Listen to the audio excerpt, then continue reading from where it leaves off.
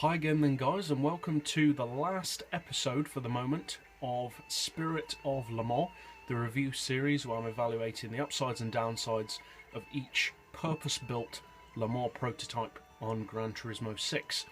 So the reason why I'm saying it's finished for the moment is because I've reviewed all of the prototypes that I'm going to be reviewing that are currently on Gran Turismo 6, but there are going to be another 2 episodes coming sometime in the future when Polyphony adds the 2 new Le Mans prototypes that are due to be put into the game. The one of them is the Nissan LMP2 car, which is coming as part of GT Academy 2015, and the second is the Nissan GTR LMP, which I'm really looking forward to, but that one hasn't been officially announced for a date yet. So when those cars come out, I will be doing a Spirit of Le Mans episode for each of them, but obviously they're not out yet, so for the moment this is going to be the end of the series, but stay tuned to the end of this video to find out what's coming next. So in this episode, as you can see, we're reviewing my personal favourite Le Mans car of all time, the Nissan R92CP.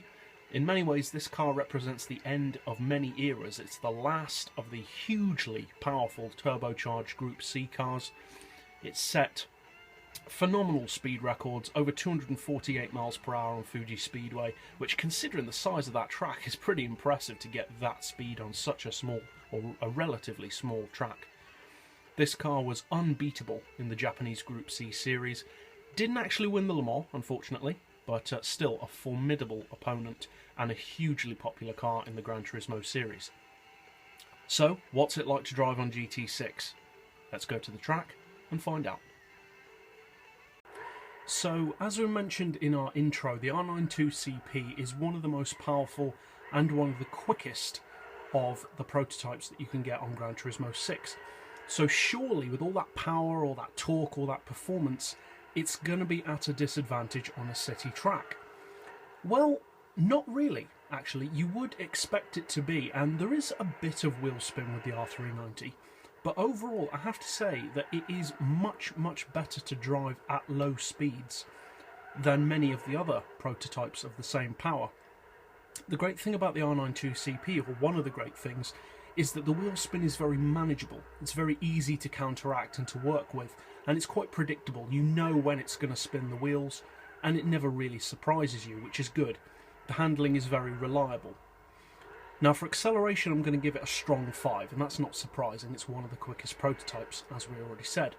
Now for low speed handling, I'm only going to give it a 4 out of 5, because as I said, it is pretty good, better than most of the other prototypes of its power, I would say.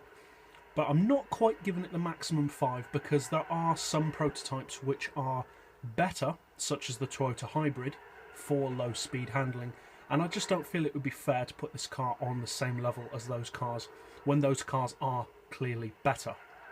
But overall, for city tracks, I am going to give it a strong 5 out of 5 because it's still very good. So now let's see how it fares on our second track, Ascari. So the R92CP performs far better than we would have thought on a city track, but how does it perform on a more moderate speed technical track such as Ascari? Because this type of track can sometimes be the undoing of certain prototypes. Well, it performs really, really well here. It's not quite as quick as I was expecting it to be in pure lap times. I was expecting it to be maybe in the top 3, but it wasn't. It was more like in the top 6 or top 7. But still very respectable, considering that's out of all the prototypes that feature on Gran Turismo. And the thing about the R390 is you feel as though you could always go quicker. You can always get a quicker lap out of the R92. That's the great thing about the car. Now, mid-range handling is excellent on the R92CP. It's very smooth, mainly due to its long-tail body style. It's very stable, very smooth. There is literally tons, 3.5 tons of downforce to give you immense grip. And as a result of that, I'm going to give it a 5 out of 5 for mid-range handling. It is brilliant. For drivability also, I'm going to give it a strong 5 because it's much easier to master this car than most of the other 1200 or 1100 horsepower prototypes, and it will serve you extremely well on a wide array of tracks. So overall, for moderate speed technical tracks, unsurprisingly, I'm going to give it a strong 5 out of 5 because it is very, very good. So that's it for Ascari. Now let's finally see how it does on the type of track where you'd really expect it to be really, really good. A high-speed track at Spa.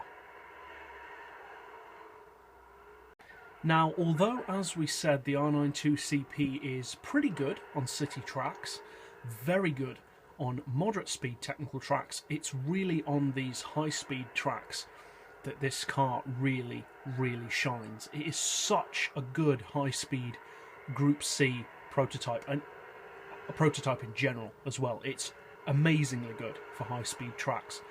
The top speed isn't quite as high as, say, the R10 or the Pascalo Hybrid, but it is still a strong 5 out of 5 because the acceleration and the torque and the power are just relentless through this car's entire performance range, which means that it can actually outperform cars which may have a higher top speed because it gets there quicker than many of them do. Now, for high-speed handling, it is brilliant. The handling, as we mentioned earlier, is very smooth. There's tons of stability, huge amount of grip, and it's just so easy to drive. It feels much more comfortable with going at these speeds than many of the other prototypes, which can get sometimes twitchy in different speed ranges. The R92, or the R92CP I should say, just keeps on getting better and better the faster you go.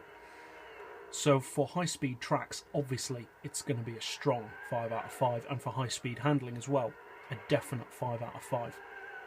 And also, I think I may have just mentioned, but obviously I'm going to give top-end performance on this car, again, a strong 5. So a pretty amazing all-round result for this car. So that's it overall for our track-based review. Now let's go back to the garage finally for a roundup of this car's best and perhaps worst point. So overall, the R92CP is a great prototype. The only thing that I didn't give it the full 5 out of 5 for was its low speed handling, because although it's not bad, it just didn't seem fair to give it on equal footing to cars which do have far more grip and sharper low speed handling, like I mentioned, the Toyota TS30 Hybrid. But apart from that, this car's scored perfectly in everything, and it really is a brilliant car. Anyone who's driven it will probably know just how good a car this is. It does require some learning to know how to get the best out of the car, but it doesn't take anywhere near as much as with many of the other prototypes of a similar power. So from that point of view, its drivability is really, really good. I'd say its biggest upside is just how usable the R92CP's performance really is. All that power, all that torque, all that straight line performance is in such a smooth, reliable, stable, high-speed package that will serve you very well on pretty much any track that you put it up against. And it will even beat cars with sometimes more power or, on paper, better performance. That's the great thing about the R92CP. It's just a winner. So overall, of course I'd recommend that you buy this car. And as always, I'll put in the video description the ratings and lap times that this car achieved. But now I'm going to pass it over to future me to give you guys an update as to what's going to happen next for this series or for other series to come.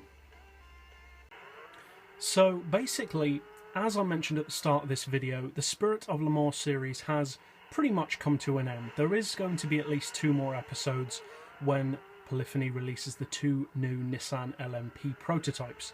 But obviously those are still a little way off, at least.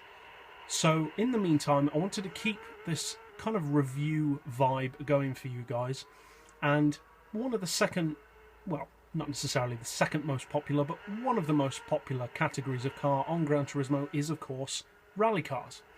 So I'm going to have a little bit of a break between the 2 series, but starting, hopefully, from next Monday, I'm going to be doing a new review series in the spirit of the Spirit of Le Mans series called Dirt Masters. It's going to be around a 30-part series, and I'm going to be doing a review in very much the same format as Spirit of Le Mans for each of the real rally cars that feature on Gran Turismo 6. So I'm not going to be featuring concept rally cars that don't actually exist. And I'm also not going to be featuring the 4x4 like SUV type rally raid trucks. They're not going to be in the series either. I'm just sticking to WRC, Group B and Pikes Peak cars. So the format, as I said, is going to be very similar to Spirit of Le Mans. You guys should recognise it pretty well. There'll be a few subtle differences, like for instance the cars are going to be tested on 4 tracks instead of 3, and that's going to be a city track, a country track, a dirt track and a snow track, but they're going to be rated overall for 10 areas like before, and hopefully you guys will enjoy the series. So make sure you check out the channel on Monday to see episode 1 of Dirt Masters. And as always, thanks for watching.